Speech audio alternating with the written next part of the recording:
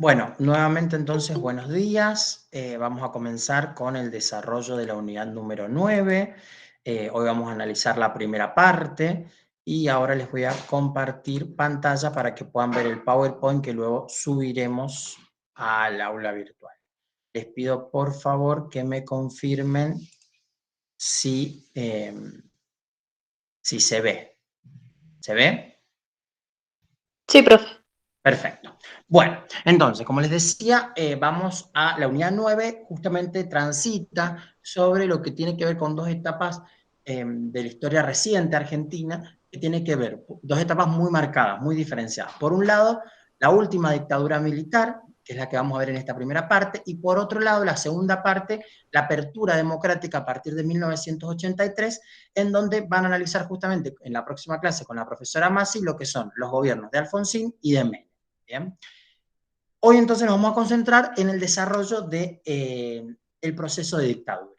Obviamente que ustedes saben que en esta materia, si bien, digamos, los contenidos y los periodos están divididos por unidades, digamos, para poder comenzar con cada unidad hay que recapitular algunos conceptos que tienen que ver o procesos que se dan en la parte previa, es decir, en la unidad anterior. Y en este sentido, entonces, para poder comenzar con la unidad 9 y comprender cómo se llega a este golpe de Estado, hay que entender, ¿no? Digamos, qué condiciones se dan en la parte, digamos, previa a lo que fue el 24 de marzo de 1976.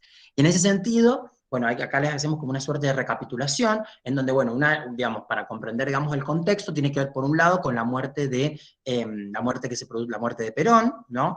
El contexto en el cual se da esta tercera experiencia peronista, es decir, digamos, el triunfo rotundo de Perón en las urnas, con más del 60% de los votos, pero también con un contexto muy complejo, muy diferente a lo que fueron el primer y el segundo gobierno de Perón, con una Argentina que tenía otras necesidades y con un, digamos, con un digamos, partido peronista mucho más diverso, con distintos lineamientos y objetivos dentro del mismo peronismo, lo cual también complejiza la gestión puertas hacia adentro del partido a Perón, ¿no?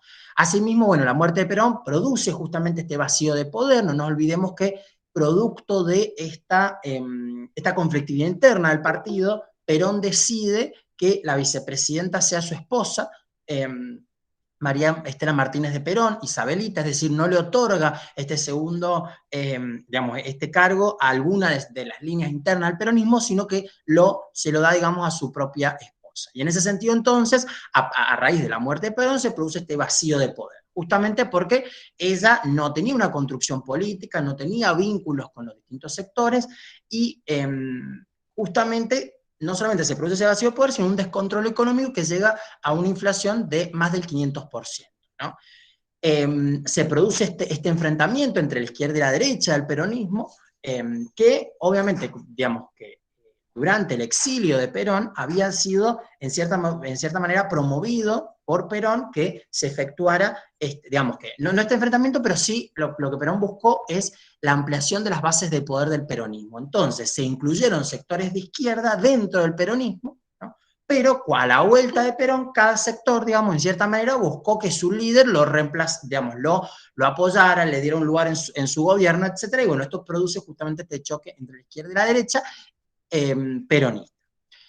Bueno, y no podemos dejar, digamos, de mencionar el rol que cumple la AAA, la Alianza Anticomunista Argentina, un brazo, digamos, armado paraestatal, que justamente, digamos, efectúa, digamos, acciones en contra de los subversivos. Hay un clima de violencia que, digamos, desde 1930 en adelante, nosotros hablamos en la historia argentina que se da digamos, la violencia se analiza como una violencia espiralada, en donde, tanto en gobiernos democráticos como en gobiernos de facto o golpes de Estado, digamos, se utiliza la violencia y hablamos que es espiralada justamente porque va en ascenso. Bueno, la última dictadura militar es donde muestra cómo la violencia está presente en la sociedad argentina, por parte del golpe de Estado, por parte de algunos sectores de la sociedad, etc.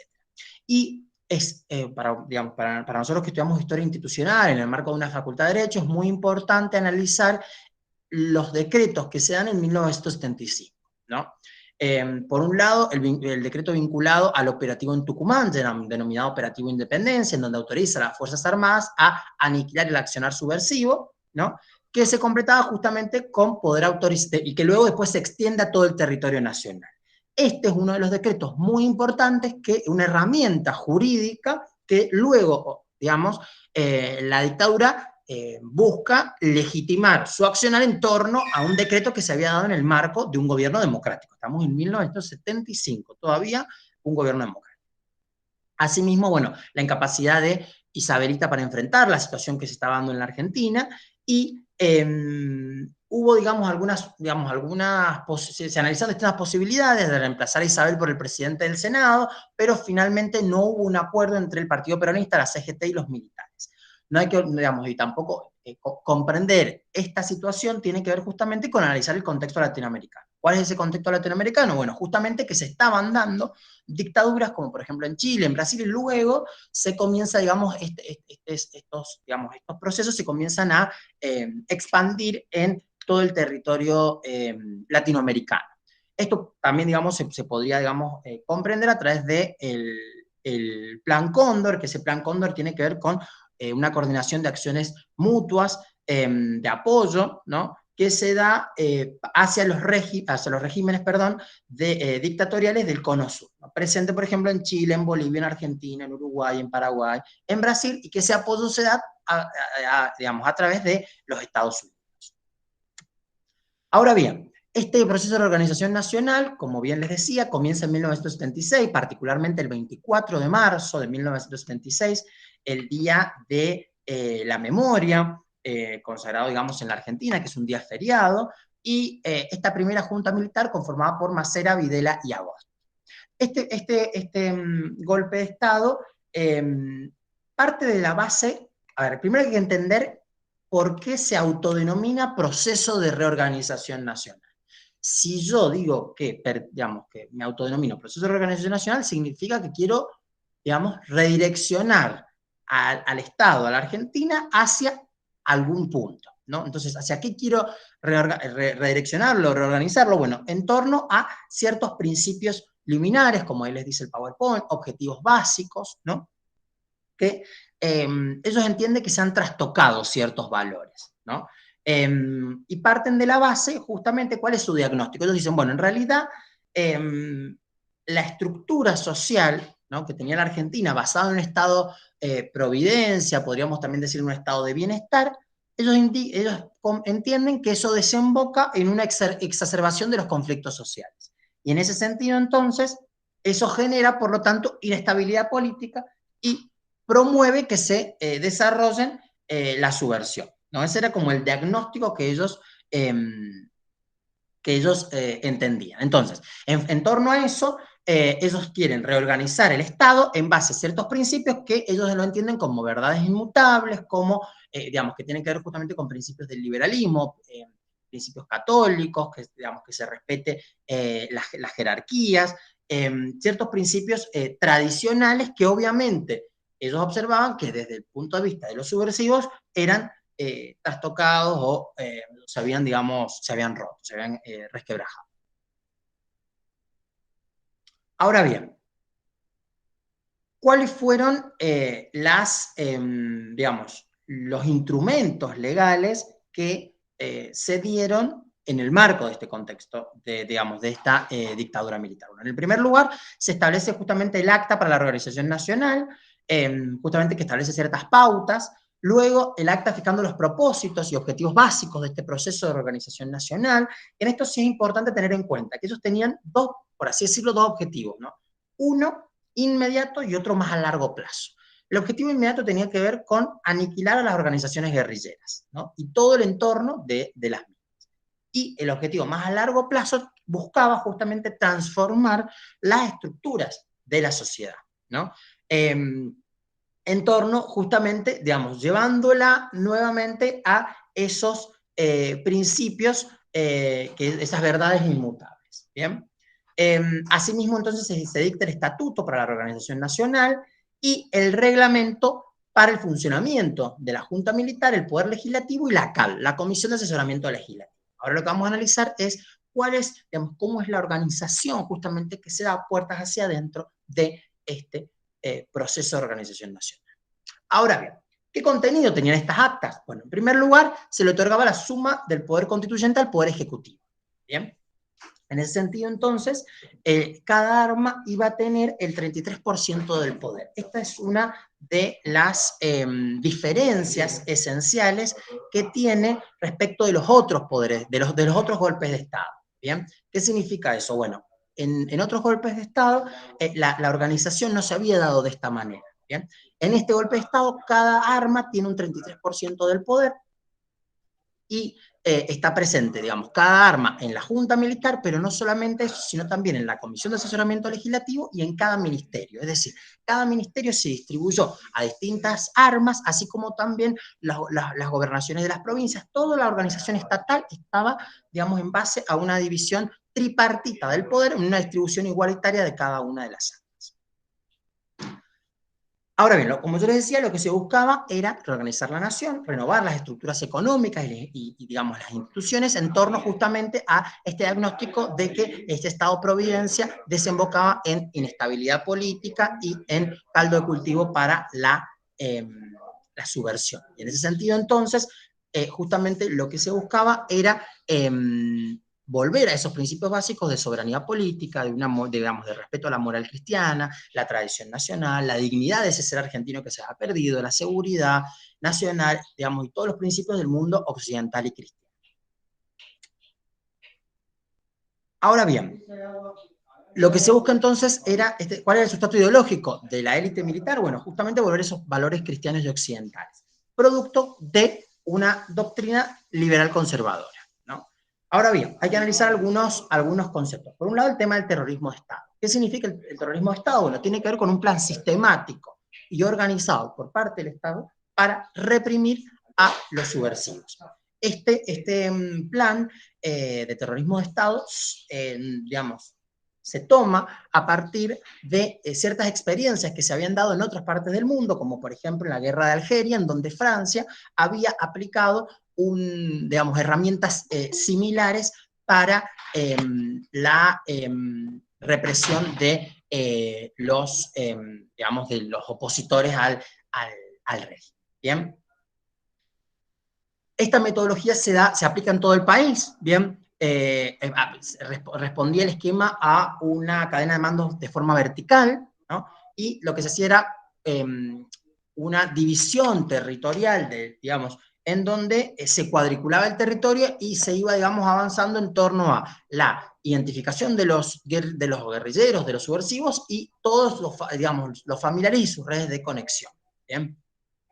Obviamente que esta digamos, la modalidad de acción era clandestina, ¿bien? Se efectuaba violencia a gran escala, secuestros, bueno, obviamente que se producía no solamente el secuestro, sino también la tortura y la muerte. La tortura buscaba justamente que los secuestrados brindaran datos acerca de otros, digamos, subversivos y así poder llegar, digamos, digamos, a las cabecillas de estas organizaciones guerrilleras.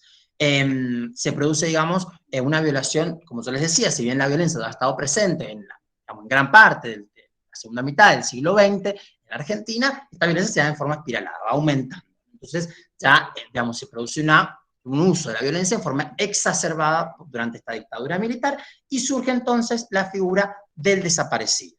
¿Bien? En ese sentido, entonces, tenemos que analizar quién es el desaparecido, ¿no? Nosotros hablamos en el programa, les habla de la figura jurídica del desaparecido. Es muy interesante porque, ¿qué pasaba? Cuando no se conoce el paradero de una persona, se efectúa una denuncia, ¿no? Para justamente buscar a esa persona. El problema era que, digamos, y eso cuando cesa desde el punto de vista jurídico, esa búsqueda, bueno, cuando se encuentra la persona, ya sea viva o muerta, ¿bien?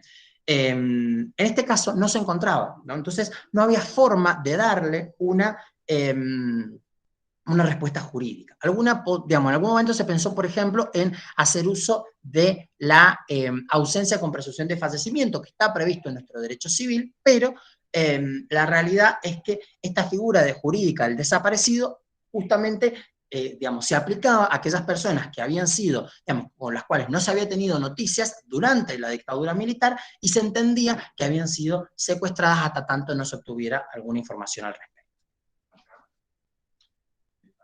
Ahora bien, frente a eso entonces surgen hacia 1937 la solicitada por parte de la primera solicitada por parte de las madres de Plaza de Mayo. Entonces tiene que ver con algunas organizaciones, digamos, se comienzan a formar organizaciones, madres de Plaza de Mayo, luego abuelas de Plaza de Mayo, que piden información sobre sus familiares, sobre sus hijos, sobre sus nietos, comienzan, digamos, a hacer este reclamo.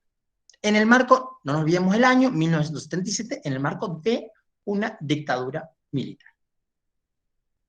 Ahora bien, ¿cuál era la política económica? ¿Bien? ¿Cuál era esa política económica que ellos aplicaban? ¿Bien? En primer lugar, lo que es, como yo ya les había anticipado, lo que se busca es desarticular el Estado populista o de bienestar. ¿Bien? Por eso es importante comprender cuáles son los objetivos para entender, digamos, porque al entender los objetivos puedo ir explicando las distintas medidas que toman en los distintos ámbitos de la dictadura. ¿Bien? Entonces lo que se buscaba era desarticular el Estado populista, el Estado de bienestar, el Estado benefactor, para de esa manera disciplinar a los sindicatos y a la clase media y que no se promueva esta inestabilidad política. ¿Cuáles fueron esas medidas? Bueno, la desindustrialización, la desestatización, es decir, se privatizaron empresas públicas, se buscó desindustrializar, ¿no? Se liberaron los precios, se congelaron los salarios, obviamente que se redujeron barreras arancelarias que protegían a la industria, se recortaron gastos en salud, en educación, en asistencia social, permitieron el ingreso de capitales extranjeros, obviamente que se produjo digamos, uno de los mayores aumentos de deuda externa a través de la adquisición de créditos por parte de la Argentina, y eso, digamos, produjo la consolidación de grupos económicos nacionales y multinacionales reducidos, integrados a un mercado mundial.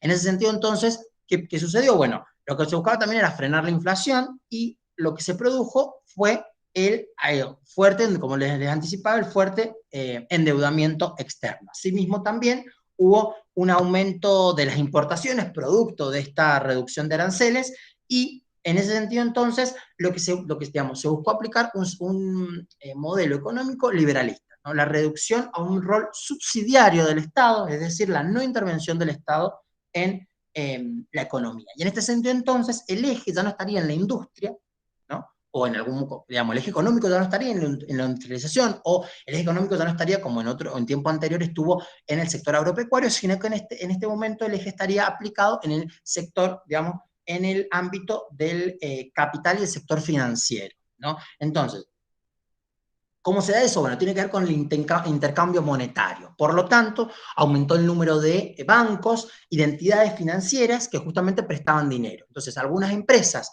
o industrias que se dedicaban, por ejemplo, no sé, a elaborar, supónganse, electrodomésticos, tienen un capital. Bueno, entonces les convenía más, en vez de elaborar electrodomésticos, hacer préstamos. ¿Bien? El problema es que esto produjo una burbuja en donde después quienes tomaban los préstamos no lo podían pagar, y después luego entonces terminaban quebrando esas industrias que ya no tenían ni el dinero ni producían lo que, digamos, elaboraban con anterioridad a esta actividad, digamos, más financiera. Ahora bien, este plan tampoco logró convencer a los propios militares, ya que no se pudo desmontar el aparato sindical. Ellos suponían que, digamos, la industria era el ámbito propicio para que, digamos, los sindicatos tuvieran mayor poder. Bueno, ellos entendían que desindustrializado el país, los sindicatos iban a perder poder. No sucedió, no se detuvo la inflación, digamos, aumentaron los precios, aumentó el déficit comercial, y sucedió justamente una huida de capitales, y luego de esa burbuja hubo un gran cierre, digamos, de los bancos, ¿no? Hubo gran descontento dentro de las Fuerzas Armadas, por ejemplo, con Viola y Macera, y un cuestionamiento por parte de los partidos políticos. ¿Bien? Como él les indica, una multipartidaria, un reclamo del cronograma electoral, y justamente también reclamaban por los desaparecidos. también se da en el marco justamente del Mundial de Fútbol, que se da en 1978, ¿no? En donde toda la prensa internacional digamos, se hace eco de este Mundial, pero en el marco justamente de una gran, digamos,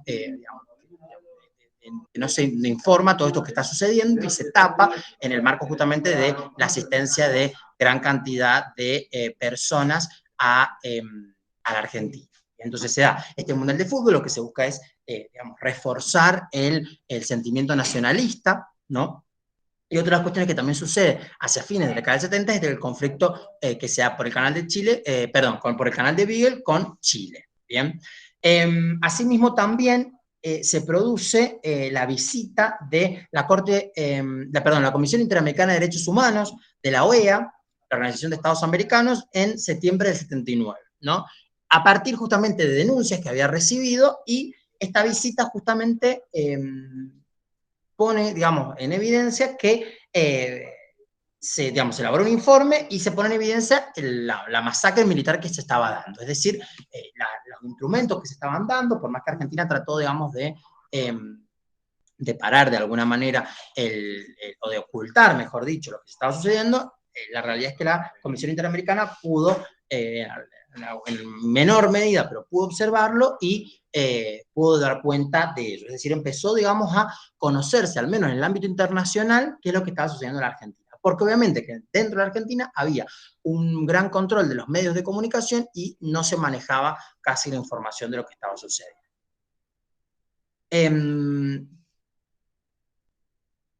Bien, y hacia eso entonces es que, digamos, en función de todas estas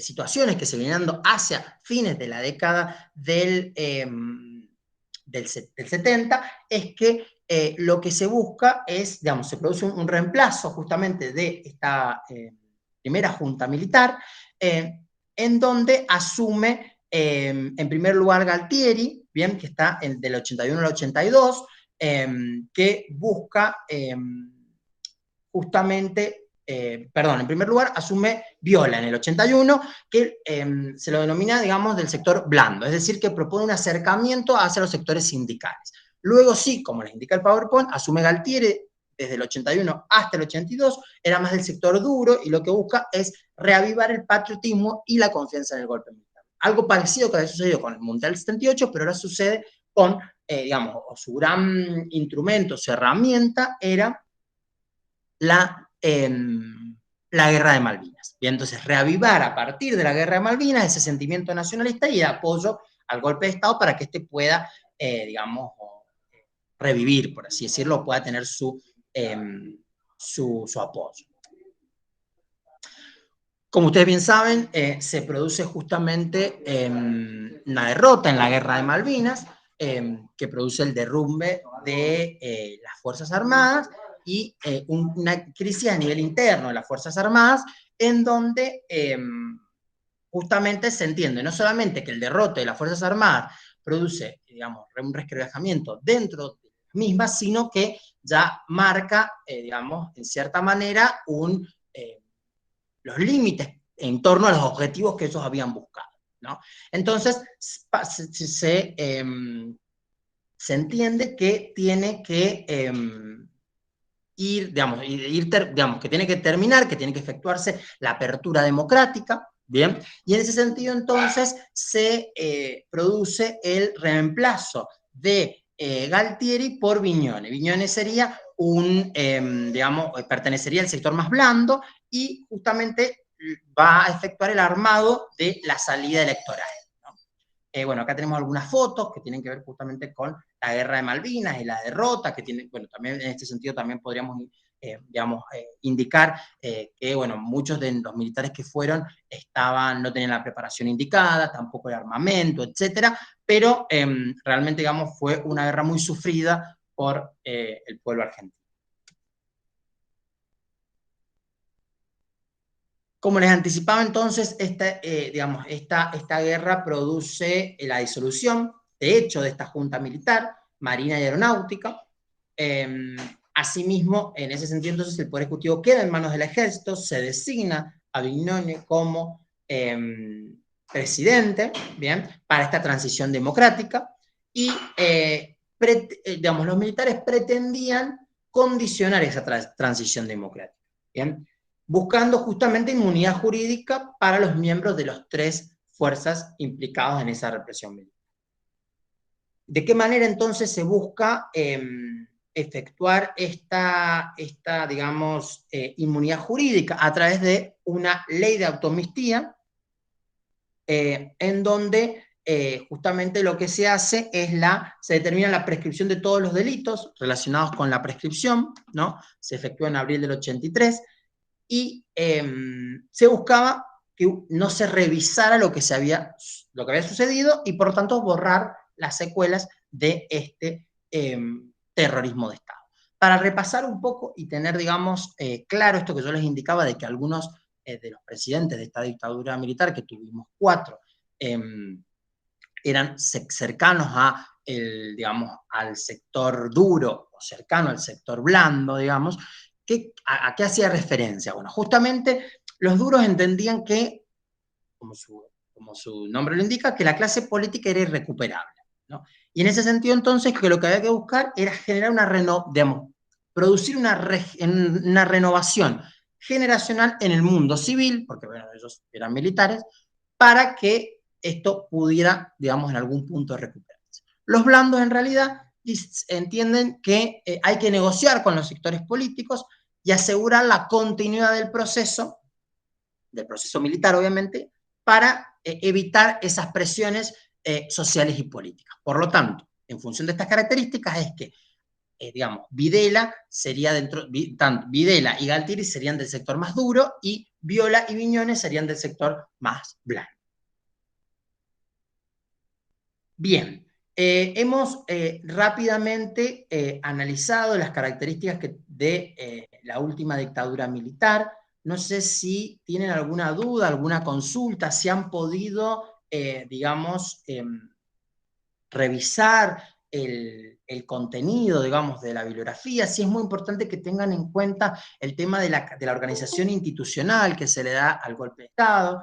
Como les anticipaba, tiene una división tripartita del poder en todos sus ámbitos, ¿bien?, tanto poder ejecutivo como poder legislativo, en las provincias, en los municipios, y que la organización institucional propiamente dicha, a nivel nacional, tenía esta junta de comandantes, ¿no?, que tenía un jefe, que era el presidente, la comisión de asesoramiento legislativo, y bueno, el presidente de la nación. Eran esos, digamos, esas tres instituciones que le daban justamente esta organización. ¿Por qué es tan importante? Porque en otros golpes de Estado justamente no se había dado, no había habido una presencia de las tres Fuerzas Armadas en el golpe de Estado. En general había sido más el ejército quien había llevado adelante los golpes de Estado. Entonces sí es muy importante tener en cuenta cuáles son sus objetivos, ¿no? Digamos, y eso cómo se traduce en su política económica, cuáles son sus medidas, cuáles son sus límites o sus resultados en materia económica, y desde el punto de vista social, cuál es la respuesta que ellos dan en base a esos objetivos, en base a ese diagnóstico, digamos, cuáles son qué buscan, qué herramientas utilizan para eliminar la subversión y qué resultados tienen. Digamos, y en función de eso también es el gran problema que se le va a presentar en la etapa posterior, que ustedes van a ver el lunes con la profesora Massi. ¿Qué hace la democracia?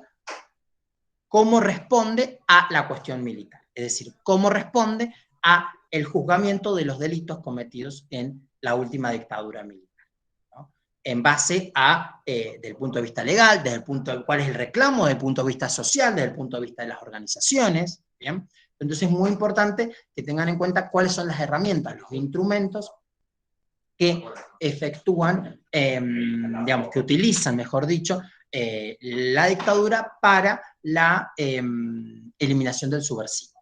¿Bien? Entonces, ¿qué produce? Digamos, la desaparición de alrededor de 30.000 personas, ¿no? Entonces, bueno, y que, digamos, este es un tema, la cuestión militar, que vamos a analizar en extenso, es decir, no solamente en la Unidad 9, es decir, durante los gobiernos de Alfonsín y Menem, sino que eso, digamos, tiene una continuidad hasta el gobierno de Néstor Kirchner, cuando finalmente se derogan la ley de obediencia debida y de punto final, que se dictan durante el gobierno de Alfonsín y permiten a partir del 2000, digamos, del 2004 en adelante, digamos, la reapertura de los juicios y el juzgamiento de aquellos que habían cometido delitos durante la dictadura. Por eso, hasta el día de hoy todavía seguimos teniendo juzgamiento de aquellos que tuvieron algún tipo de participación en la dictadura.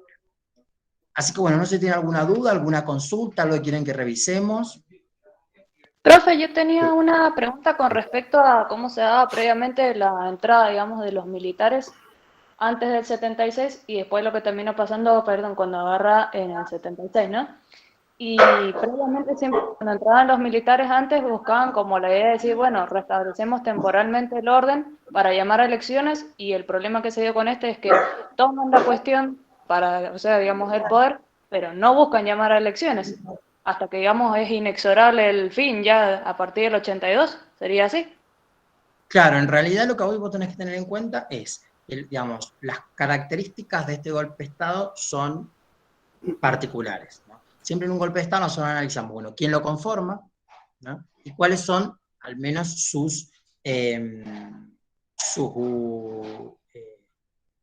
objetivos, ¿no? Su diagnóstico. Y en ese sentido, entonces, ellos, bueno, tienen objetivos más profundos que los golpes de Estado anteriores, ¿no? Si uno analiza, o ahora ustedes acaban de que rendir todo, si uno analiza, por ejemplo, el golpe de Estado del 43, uno dice, bueno, en realidad ellos lo que buscaban, ellos, digamos, intervinieron, según sus argumentos, porque digamos, el gobierno que estaba en ese momento no tenía legitimidad, porque había fraude, me explico, o se analiza el golpe del 30 y dice, bueno, en realidad porque Irigoyen era populista, no podía dar respuesta a la crisis económica, y así. En el 66 porque, bueno, entonces, tiene objetivos más profundos, por lo tanto, no es que interviene para una apertura inmediatamente democrática, lo cual lo demuestra la cantidad de años que se quedan en el poder. Entonces, bueno, y esos objetivos los tratan de aplicar, pero hacia fines de la década del 70 y principios del 80 ya empiezan a ver sus limitaciones, tanto desde el punto de vista económico como desde el punto de vista social en cuanto a sus objetivos, por lo tanto, digamos, organizan su salida democrática tratando de, de irse con una inmunidad jurídica en cuanto a los delitos cometidos.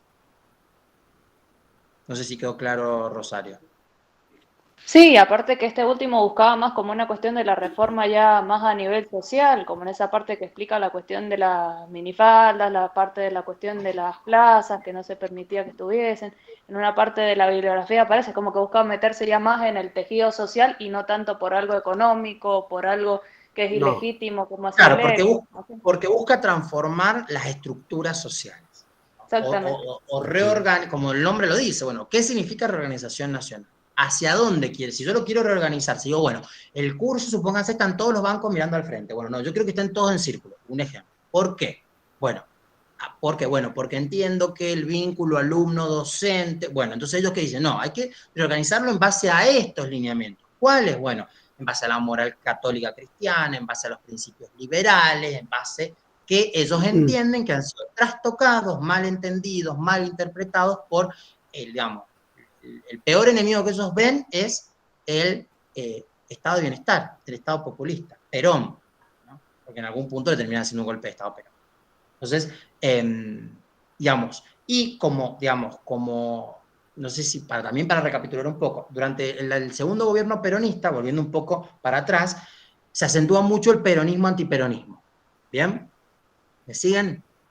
Ese peronismo-antiperonismo exacerbado que culmina en el 55 con el golpe, con el gran apoyo de ese golpe de Estado a Perón por todo el sector antiperonista, partidos políticos, Iglesia Católica, etc. Esta dicotomía peronismo-antiperonismo atraviesa toda la segunda mitad del siglo XX en la Argentina. Y el sector peronista aumenta cuando Perón no está en el país. No sé si me explico. Entonces, al regreso de Perón, esta heterogeneidad que tiene el peronismo hace justamente complejo que que Perón pueda organizar este partido y pueda darle un lugar. Por eso cuando se habla del gobierno que vieron el final de la Unidad 8 con la profesora Massi, del gobierno peronista, digamos, del 70, cuando hablamos particularmente, yo siempre hablo de la tercera experiencia peronista. ¿Por qué? Porque tenemos 3 presidentes, por lo menos, ¿no? Cámpora, Perón y María Estela Martínez. Cámpora, más orientado como su nombre lo indique, que está la organización La Cámpora, vinculado a los sectores más juveniles o que se hicieron peronistas sin Perón en el país, ¿bien? Sectores más de izquierda. ¿Por qué vinculado? Bueno, justamente porque él le da lugar dentro de su gobierno a esos sectores, ¿no? Luego viene Perón, que le da, digamos, lugar a los sectores más tradicionales, ¿no? Y el famoso 1 de mayo de 1974, ¿no? En donde desplaza a los sectores juveniles o de izquierda peronistas que pasan a la clandestinidad. Y luego, esa derechización que se produce en el tercer momento de la tercera experiencia peronista, con María Estela Martínez de Perón y López Rega a la cabeza, ¿no? La produce la debacle final. Entonces es muy importante ir comprendiendo esos procesos, porque este antiperonismo del 55, o de la década del 50 no finaliza, continúa, se agrava, se profundiza, marca no solo la historia, digamos, el ámbito político argentino, sino también puertas hacia adentro del peronismo, cómo tratar de resolver, ¿no? Y lo va a marcar, lo va a marcar inclusive en el marco de esta dictadura que estamos analizando, en el marco de cuando se efectúa la apertura democrática, qué rol cumple el peronismo en el gobierno de Alfonsín, qué sucede con el peronismo en el gobierno de Menem, ¿no? Entonces, realmente esta dicotomía o esta división entre peronismo y antiperonismo, hoy le llamaríamos la grieta, marca la historia argentina. Entonces, es muy importante que comprendan cómo eso va atravesando los distintos momentos de la historia, ¿no? Y cómo el partido que gobierna trata de dar respuesta, no dar respuesta, reprimir, no reprimir, ¿me explico? Dar lugar a los sindicatos, ¿no? Y en eso, la ley de asociaciones profesionales es el eje de la organización sindical en la Argentina.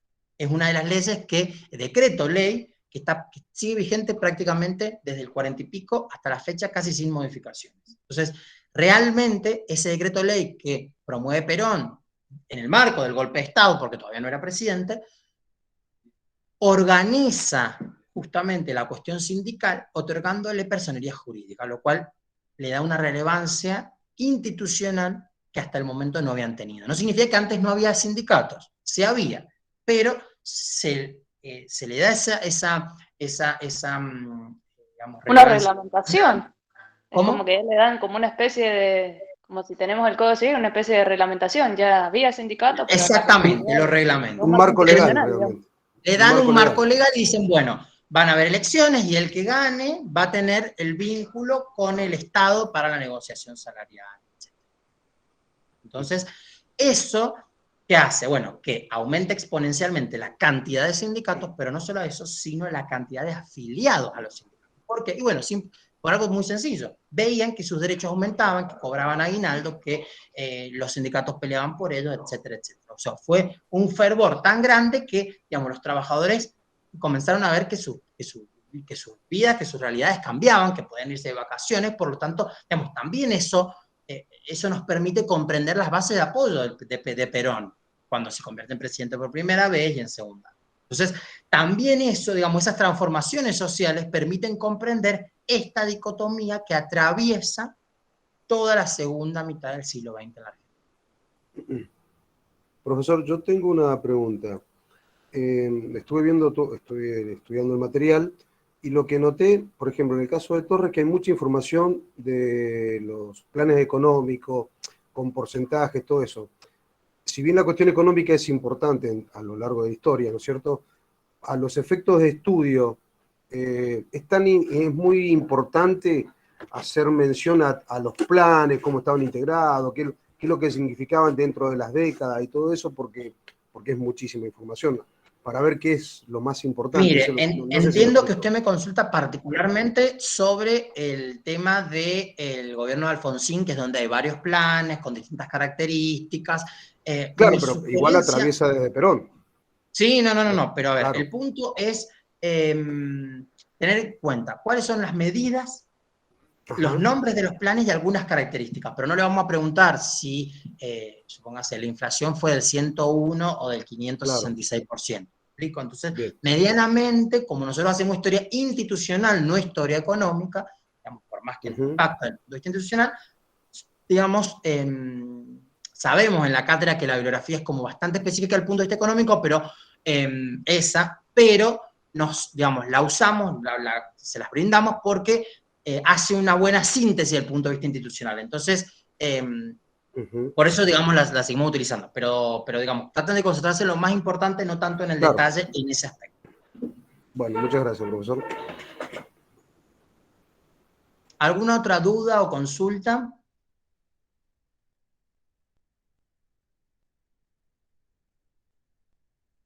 Bueno, en este caso entonces damos por concluida el desarrollo entonces de esta primera parte, de la unidad 9, y el lunes continuarán con la profesora Masi con la segunda parte. Espero que tengan buen día y seguimos en contacto por cualquier cosa que necesiten. Gracias, profe. Nos vemos. Profe, muchas gracias. Nos vemos.